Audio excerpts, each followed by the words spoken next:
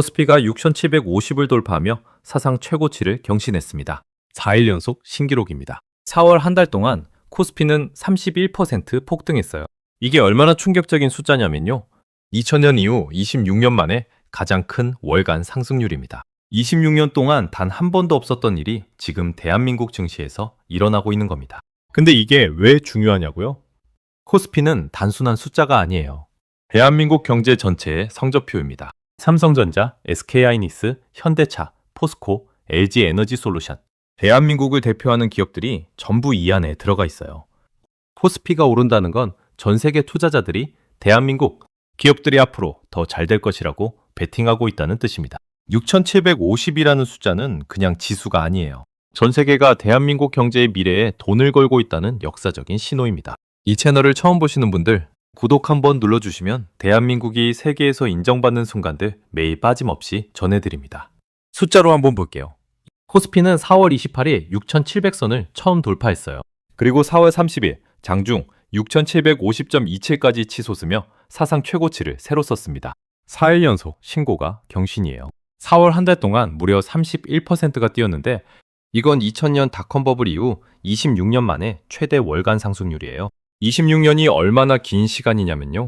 2000년에 태어난 아이가 지금 26살이 됐어요. 그 아이가 태어나서 지금까지 살아온 시간 동안 단 한 번도 없었던 일이 지금 벌어지고 있는 겁니다.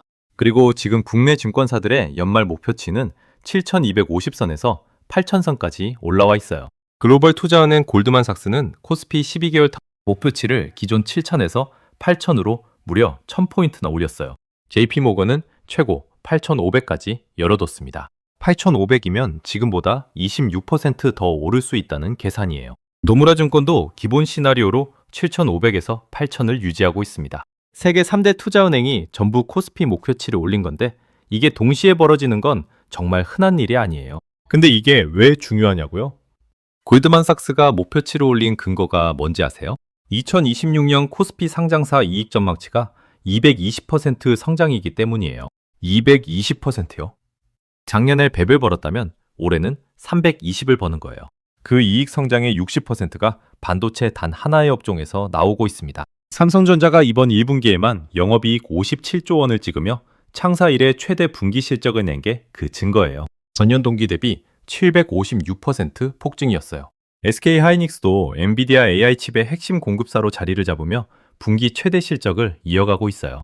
이 두 기업이 코스피 시가총액에서 차지하는 비중이 얼마나 되냐고요? 삼성전자와 SK하이닉스 이 두 종목만으로 코스피 시가총액의 약 30%를 차지하고 있어요.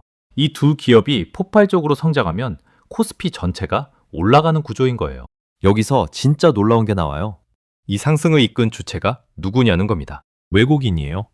4월 1일부터 24일까지 외국인이 한국 증시에 순매수한 금액이 약 5조 8천억 원입니다. 3월에 약 35조 원을 순매도하며 대거 빠져나갔던 외국인이 한 달 만에 방향을 완전히 뒤집고 다시 돌아온 거예요. 그것도 반도체주 중심으로 집중적으로 사들이고 있어요. 외국인들이 이렇게 공격적으로 한국 증시에 돈을 쏟아붓는 이유가 뭘까요? 답은 하나예요. 한국이 AI 시대 최대 수혜국이라는 판단입니다. AI 혁명의 핵심 부품이 대한민국에서 나오기 때문이에요. 전 세계 모든 AI 데이터 센터에 들어가는 고대 여폭 메모리 HBM.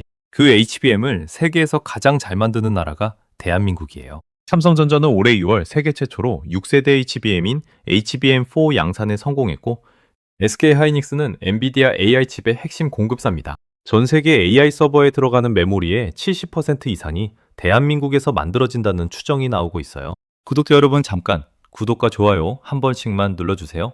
이런 충격적인 대한민국 이야기 매일 아침 CBC에 올라오고 있습니다. 잠깐 이것도 짚어볼게요.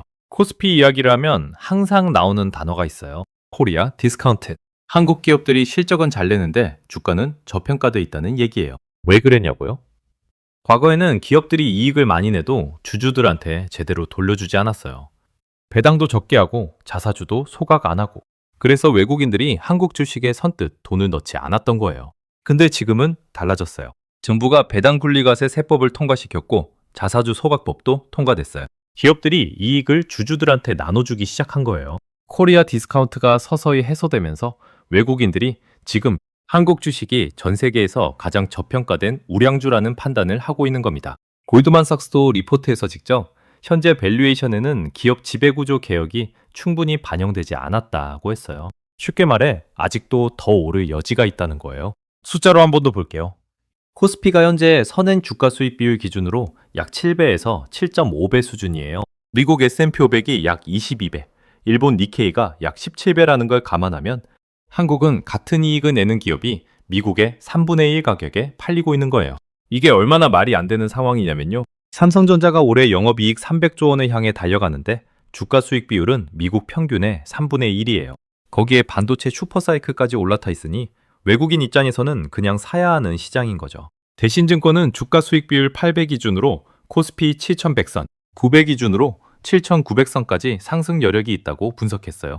노무라증권도 기본 시나리오로 코스피 목표치를 7500에서 8000으로 유지하며 반도체 호황 사이클이 고유가 리스크를 상쇄할 것이라고 전망했습니다. 투자자 예탁금도 4월 중 120조 원을 넘어서며 역대 최고 수준을 유지하고 있어요. 개인 투자자들의 대기 자금도 충분하다는 뜻이에요. 근데 이게 끝이 아니에요. 더 흥미로운 반전이 있어요.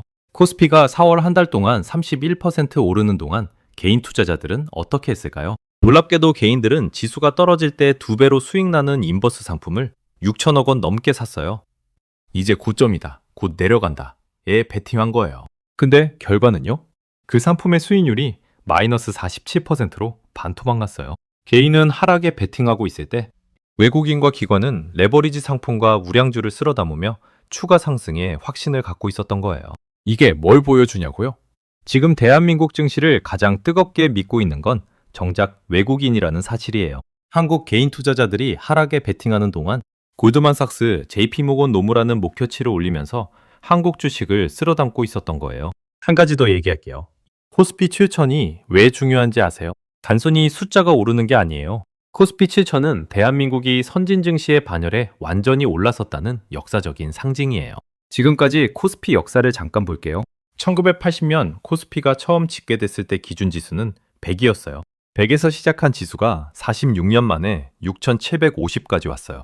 67배가 된 거예요. 1988년 서울올림픽 직후 1000을 처음 돌파했고 2007년에 2000을 돌파했어요. 2011년에 2200까지 갔다가 오랫동안 박스권에 갇혀 있었어요. 그 오랜 박스권을 뚫고 이제 67일 모션까지 온 거예요. 증권가에서는 코스피가 올해 안에 7천을 넘길 가능성을 높게 보고 있어요. 반도체 슈퍼사이클, 코리아 디스카운트 해소, 외국인 자금주의, 기업 실적 급증. 이 네 가지가 동시에 맞아떨어지는 건 대한민국 증시 역사상 처음 있는 일이에요. 여기서 잠깐 짚을 게 있어요. 코스피 7000이 왜 국격과 연결되냐고요? 증시는 그 나라 경제력의 집약체예요.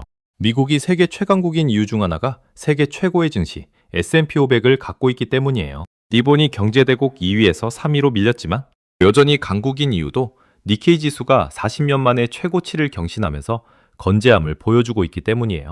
코스피 7000은 대한민국이 세계 경제 5위권 국가의 위상을 증시로 증명하는 순간이 됩니다. 전 세계 연기금, 국부펀드, 헤지펀드들이 포트폴리오에 한국 주식을 얼마나 담을까를 진지하게 논의하는 시대가 오는 거예요. 그게 지금 시작되고 있어요. 있잖아요. 저는 이 숫자들을 정리하면서 느꼈어요. 1970년대만 해도 대한민국은 세계에서 가장 가난한 나라 중 하나였어요.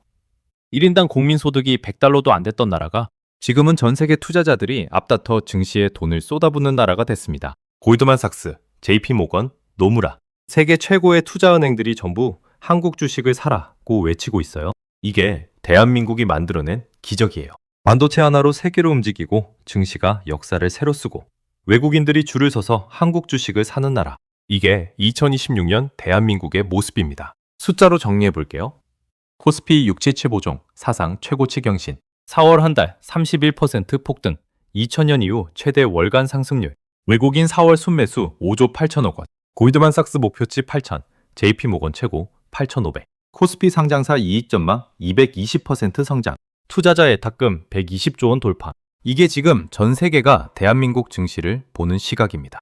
7천선 돌파의 역사적인 순간이 다가오고 있어요. 그 순간을 이 채널에서 가장 먼저 전해드릴게요. 구독과 좋아요 꼭 눌러주시고 알림 설정까지 해두시면 하나도 놓치지 않을 수 있습니다. 다음 편에서도 세계가 놀란 대한민국의 이야기로 찾아오겠습니다.